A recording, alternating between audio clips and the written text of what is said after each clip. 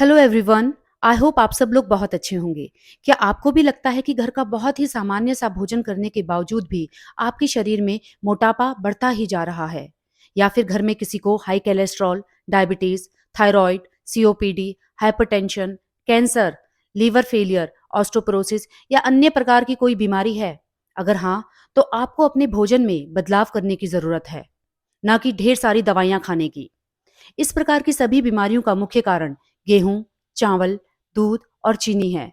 और इससे बनी हुई वो सभी चीजें जिन्हें हम डेली एक अच्छा भोजन समझकर खाते हैं, और फिर भी हजार तरीके की बीमारियों से घिरे रहते हैं। हमारे बहुत से रोगों का मुख्य कारण हमारा खान पान है, जिससे हमारे शरीर को नुकसान होता है। भोजन हमें अच्छी सेहत देता है, लेकिन यदि हम गलत भोजन करते हैं तो ये हमें बहुत बीमार कर सकता है। हमें कौन सा भोजन खाना चाहिए और कौन सा भोजन नहीं खाना चाहिए, आज इसी विषय पर हम बात करेंगे। जी हाँ, आपको सुनकर बड़ी हैरानी होगी, मगर आज इस वीडियो के जरिए आपको ये बता दें कि जिस भोजन को हम रोज खाते हैं, जैसे चावल, रोटी, जो कि हर एक भारतीय का रोज का खाना है, एक स्टेपल फूड है, वही आपको बहुत बीमार कर रहा है। आज से 50-60 साल पहले किसी भी व्यक्ति को ना तो डायबिटीज थी, ना कोलेस्ट्रॉल की प्रॉब्लम थी, ना मोटापा था, ना हृदय संबंधी कोई रोग, ना खून की कमी, ना लीवर फेलियर, इस प्रकार की कोई बीमारी नहीं होती थी। मगर आज हर घर में ये बीमारी है। इसका कारण है हमारे भोजन का असंतुलित होना। ग्रीन रेवोल्यूशन के नाम पर बहुत ही ज्यादा गेहूं, चावल और चीनी की पैदावार होने लगी है, जिनमें की बहुत ही ज्यादा मात्रा में ग्लूकोज पाया जाता है। यह हमारे शरीर में इनबैलेंस पैदा कर रहे हैं। गेहूं और चावल में बहुत ज्यादा कार्बोहाइड्रेट्स होते हैं, जो कि हमारे शरीर में जाकर ग्लूकोज में कन्वर्ट हो जाते हैं। ग्लूकोज की मात्रा ज्यादा होने से हमारे शरीर में असंतुलन पैदा होता है, जो कि बहुत सारी बीमारियों का कारण बनता है। हमारे शरीर को केवल 5 ग्राम ग्लूकोज भोजन से चाहिए होता है, पर अगर आप इसकी मात्रा थोड़ी भी बढ़ा देते हैं तो यह आपके शरीर में असंतुलन पैदा करता है। जैसे 100 ग्राम सफ़ेद चावल अगर आप खाते हैं तो 50 ग्राम ग्लूकोज आपकी बॉडी में जाता है। वहीं अगर आप 100 ग्राम गेहूं के आटे की रोटियां खाते हैं तो 60 ग्राम ग्लूकोज आपकी बॉडी में जाता है।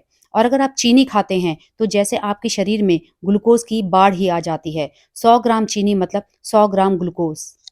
हम अपने एक टाइम के भोजन से लगभग 100 से 150 ग्राम ग्लूकोज कंज्यूम कर रहे हैं, और उसे बर्न करने के लिए कुछ भी नहीं करते। 3-4 घंटे के बाद हम फिर से कुछ खा लेते हैं, जैसे चाय, बिस्किट, नमकीन, केक, इस प्रकार की कोई भी स्नैक्स। पहले से ही हमारी बॉडी में एक्स्ट्रा शुगर पड़ी हुई होती है, और आप उसमें और भी ज़्यादा ग्लूकोज या शुगर डाल देते हैं। फिर 3-4 घंटे बाद आप लंच या डिनर करते हैं, उसमें भी आप गेहूं की रोटियां, चावल, दही जैसी चीज़ें खाते हैं, और अपना शुगर लेवल बढ़ाते ही जाते हैं। इस प्रकार से आप अंदाज़ा लगा लीजिए कि आप रोज़ाना अपने शरीर को उसकी आवश्यकता से कितना ज़्यादा शुगर ग्लूकोज की फॉर्म में दे रहे हैं, जिसकी आपके शरीर को बिल्कुल भी ज़रूरत नहीं है। एक्स्ट्रा ग्लूकोज आपकी बॉडी में फैट को बढ़ा देता है, कोलेस्ट्रॉल लेवल को भी हाई कर देता है, ग्लाइकोजन बनने लगता है। फैट खाने से नहीं, बल्कि शरीर में ग्लूकोज की मात्रा ज़्यादा होने से बढ़ता है, और ये ग्लूकोज हमारे गलत भोजन करने से बनता है। ग्लूकोज के इम्बैलेंस होने के कारण आपको ये सब बीमारियां होती हैं। ग्लूकोज हमारे शरीर के लिए बहुत ही ज़रूरी है, इससे हमें एनर्जी मिलती है, मगर कितनी मात्रा में आपको ये लेना चाहिए और किस तरह से खाना चाहिए, ये पता होना भी बहुत ज़रूरी है।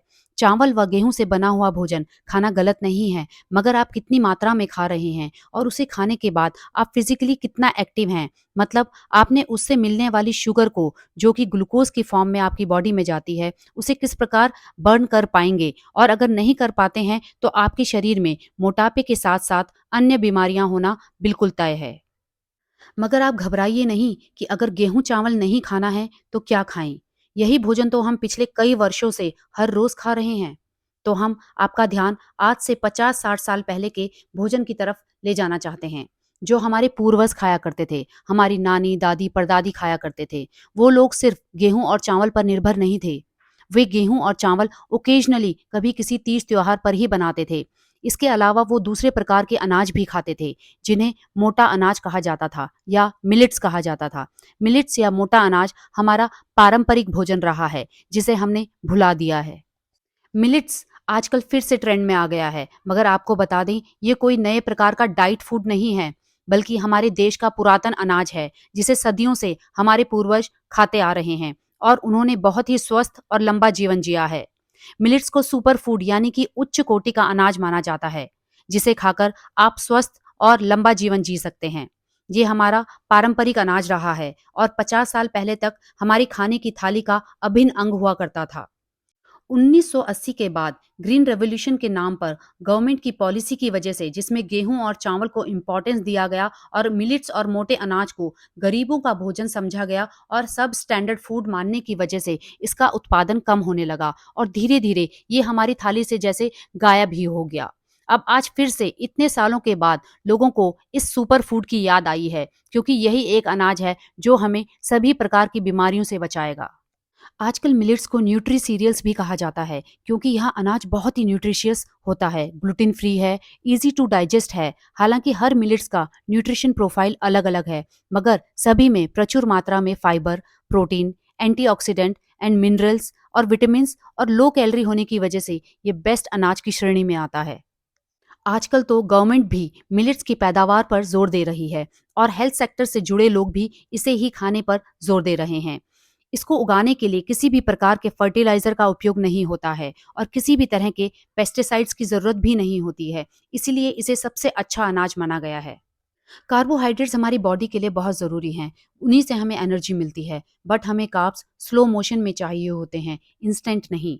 गेहूं और चावल में बहुत ज़्यादा कार्ब्स होते हैं, जो कि हमारी बॉडी में बहुत जल्दी से ग्लूकोज को रिलीज करते हैं, जबकि मिलेट्स में जो कार्ब्स होते हैं वो हमारे शरीर में धीरे धीरे ग्लूकोज को रिलीज करते हैं। लगभग 6 से 8 घंटे का वक्त लगता है मिलेट्स के थ्रू ग्लूकोज हमारी बॉडी में पहुंचने में, जो कि आपको स्वस्थ रहने में मदद करता है। इसीलिए आपको मिलेट्स जैसे अनाज खाने चाहिए। इनमें फाइबर कंटेंट 8 से 12% होता है। ये अनाज शरीर में बीमारियों को पैदा नहीं होने देते। ये बहुत ही गुणकारी होते हैं।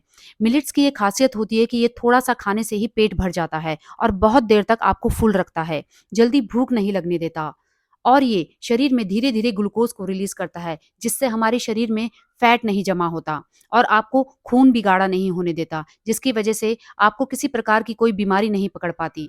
अगर आपको किसी भी तरह की बीमारी पहले से है, तो इस अनाज को खाने से कुछ ही समय में आप बिल्कुल स्वस्थ भी हो सकते हैं। जिन लोगों को शुगर, डायबिटीज या जो लोग ग्लूटेन इंटॉलरेंट होते हैं, उनके लिए तो ये अनाज संजीवनी से कम नहीं है। ये अनाज आपके बालों के लिए भी बहुत अच्छा है। इसमें पाए जाने वाला प्रोटीन आपके हेयर फॉलिकल्स को मजबूत करता है और स्कैल्प में ब्लड सर्कुलेशन को इम्प्रूव करता है, जिससे हेयर ग्रोथ भी काफ़ी अच्छी हो जाती है। हमें गेहूँ चावल खाने की इतनी आदत हो चुकी है कि हमें इसे एकदम से बंद नहीं करना चाहिए, या हम इसे एकदम से बंद कर भी नहीं सकते हैं। तो इसके लिए आपको इन मिलेट्स को थोड़ा-थोड़ा करके अपने भोजन में शामिल करना होगा, ताकि आपका टेस्ट भी डेवलप हो सके और आपका डाइजेस्टिव सिस्टम भी इसे एडजस्ट कर सके। फिर आपको इसी तरह से गेहूँ और चावल से बने भोजन को कम करना होगा और मिलेट्स की मात्रा को बढ़ाना होगा।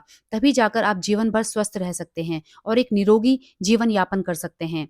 और आने वाली पीढ़ी को भी हमें इसकी गुणों को समझाना होगा, ताकि हमारा ये पारंपरिक अनाज हमेशा जीवित रह सके, जो कि लगभग विलुप्त ही हो चुका था।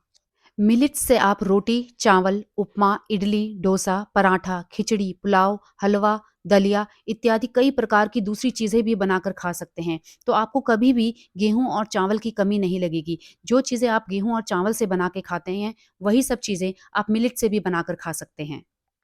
मिलेट्स बनाते समय कुछ चीज़ों का ध्यान अवश्य रखें। किसी भी मिलेट्स को मिक्स ना करें, हमेशा अलग-अलग खाएँ। एक दिन में एक ही प्रकार का अनाज खाएँ और मिलेट्स खरीदते वक्त हमेशा ऑर्गेनिक या अनपॉलिश्ड मिलेट ही खरीदें। मिलेट्स को आप रोटी और चावल दोनों ही तरीके से बनाकर खा सकते हैं। बस आपको इन्हें बनाने से पहले 6 से 8 घंटे के लिए भिगोना बहुत ज़रूरी है। रात में सोने से पहले आप इन्हें भिगो दें और अगले दिन उसी पानी में चावल की तरह पका लें। अगर रोटी बनानी है, तो आप भीगे हुए मिलेट्स को पहले धूप में अच्छी तरह सुखा लें, फिर इसको पीस लें और आटा लगाते समय 1 घंटे पहले गूँथ कर रख लें, तभी आपको इसके गुणों का भरपूर फ़ायदा मिलेगा। अगर आप इस तरह से नहीं खाएँगे, तो आपको सिर में दर्द, चक्कर और कॉन्स्टिपेशन जैसी प्रॉब्लम हो सकती है। हर 2-2 दिन में मिलेट्स को चेंज करते रहें, मतलब हर प्रकार का मिलेट हर 2-2 दिन में आप बदल-बदल कर खा सकते हैं। अनाज को 3 कैटेगरी में डिवाइड किया गया है: पॉजिटिव ग्रेन्स, न्यूट्रल ग्रेन्स और नेगेटिव ग्रेन्स। नेगेटिव ग्रेन की श्रेणी में गेहूं और चावल को रखा गया है, जिनमें फाइबर कंटेंट बहुत कम होता है, कार्बोहाइड्रेट्स बहुत ज़्यादा होती हैं और जो हमारे शरीर में नेगेटिव इम्पैक्ट लेके आते हैं। उसके बाद आता है न्यूट्रल ग्रेन। न्यूट्रल ग्रेन्स में आता है ज्वार, बाजरा, रागी, मक्का इस प्रकार का मोटा अनाज जिसका फाइबर लेवल अच्छा होता है, जो कि आपके शरीर में रोगों से लड़ने की शक्ति तो नहीं रखता है, मगर आपके शरीर में कोई और बीमारी नहीं होने देता है। उसके बाद आता है सर्वोत्तम अनाज जो है पॉजिटिव मिलेट्स, जिसमें आता है फिंगर मिलेट यानी कि रागी, लिटिल मिलेट्स यानी कि कुटकी, फॉक्सटेल मिलेट्स यानी कि कंगनी, बार्नयार्ड यानी कि सांवा, पोरसो, छेना, कोदो मिलेट जिसे कोदरा कहते हैं और एक ब्राउन टॉप मिलेट्स। इन मिलेट्स को सर्वोत्तम अनाज माना गया है जो कि आपके शरीर में किसी भी प्रकार की बीमारी से लड़ने की क्षमता रखते हैं। मिलेट्स को डाइट फूड की तरह ना खाएं, बल्कि इसे भोजन के रूप में खाएं और हर रोज खाएं। आप स्वयं फर्क महसूस करेंगे। गेहूं, मैदा, चावल और चीनी से बनी चीजों को खाना बंद करना होगा, तभी आप एक अच्छा और स्वस्थ जीवन जी सकते हैं। आई होप आपको आज का वीडियो पसंद आया हो। इसी प्रकार की स्वास्थ्य संबंधी जानकारियों के लिए चैनल को सब्सक्राइब करना ना भूलें। धन्यवाद।